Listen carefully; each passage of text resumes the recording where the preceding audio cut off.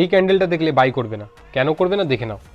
তো সবার প্রথমে মন দিয়ে দেখো, মার্কেট মাল্টিপল টাইম এই জায়গাটা সাপোর্ট নিয়ে এটা সাপোর্ট তৈরি করেছে, আর এই জায়গাতে রেজিস্ট্যান্স তৈরি করেছে। ঠিক আছে, রেজিস্ট্যান্স আর সাপোর্ট আমরা যদি ড্র করে নেওয়ার পর আমরা দেখতে পাচ্ছি মার্কেট ঠিক এই জায়গাটা একটা বুলিশ এনগালফিং ক্যান্ডেল তৈরি করেছে।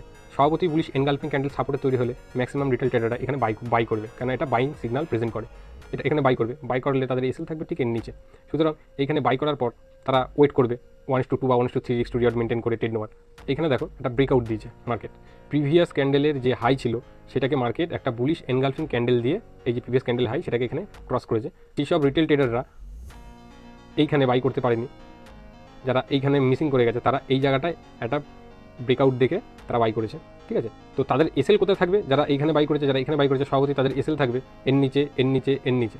ঠিক আছে, আর মার্কেটের একটা রুলস আছে, মার্কেট যেখানে লিকুইডিটি থাকবে সেদিকে মার্কেট মুভ করবে। সুতরাং দেখা যাক মার্কেট এই ব্রেকআউটটাকে রিয়েল করে না ফেক করে।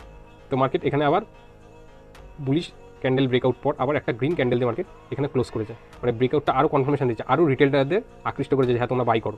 তো নেক্সট ক্যান্ডেল দেখা যাক কী হয়। বা নেক্সট ক্যান্ডেলে দেখতে পাচ্ছ বন্ধুরা, যারা রিটেল ট্রেডার রয়েছে তাদের মার্কেট কোনো এক্সিটের চান্সই দেয়নি। সোজা মার্কেট এখানে যারা এসএল দিয়েছিল, এখানে যারা এসএল দিয়েছিল, বা এই ক্যান্ডেল যারা এন্ট্রি নিচে এসএল দেওয়ার সুযোগ পায়নি, তাদের সোজা ট্র্যাপ করে নিচে চলে গেছে। তো এটা কেন হয়েছে যে মার্কেট এত সুন্দর ব্রেকআউট, এত সুন্দর স্ট্রাকচার করার পর মার্কেট কেন নিচে চলে এসেছে? যদি এটা দেখতে চাও তাহলে প্রিভিয়াস দেখতে হবে মার্কেট কী করেছিল।